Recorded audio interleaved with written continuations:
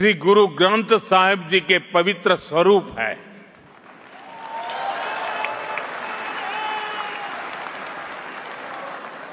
जब अफगानिस्तान में संकट आया तो हम गुरु ग्रंथ साहब के पवित्र स्वरूपों को पूरे मान के साथ भारत लेकर आए।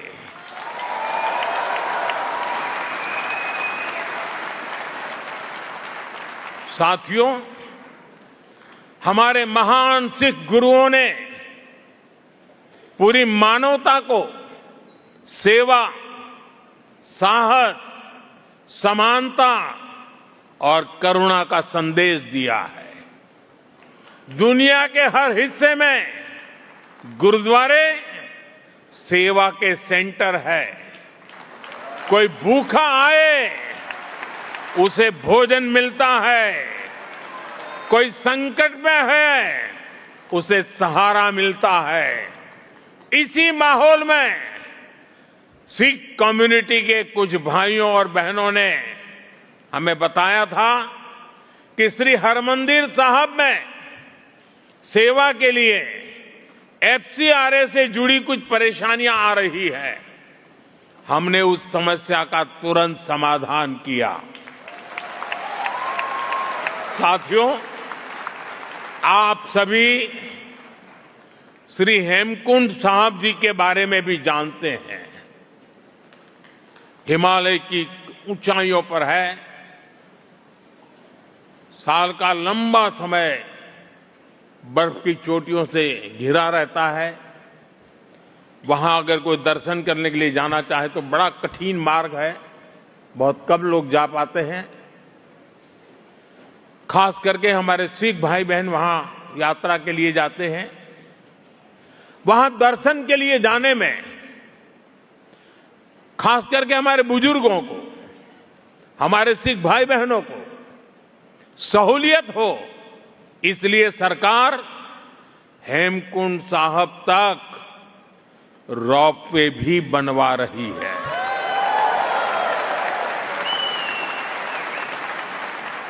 साथियों, हमारी ही सरकार ने साहिबजादों के शौर्य और बलिदान की अमर स्मृति में 26 दिसंबर को, प्रतिवर्ष 26 दिसंबर को भारत में वीर बाल दिवस मनाना प्रारंभ किया है।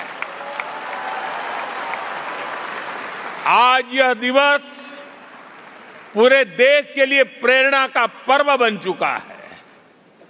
आज केरलम से लेकर असम तक बच्चा बच्चा भी चारों साहिबजादों और माता गुजरी के बलिदान के बारे में जानने लगा है।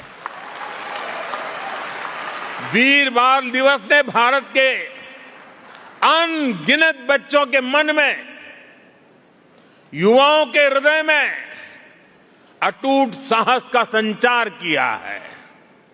साथियों, मैं आपसे पवित्र जोड़े साहब की भी बात आज करना चाहता हूं। मेरी सरकार में मेरे एक साथी हैं, श्रीमान हरदीप पुरी जी। पुरी परिवार के पूर्वज श्री गुरु गोविंद सिंह जी के सेवादार थे।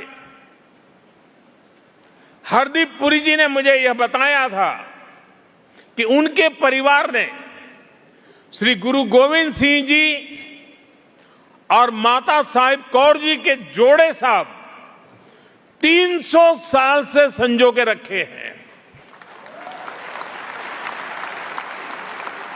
बंटवारे के समय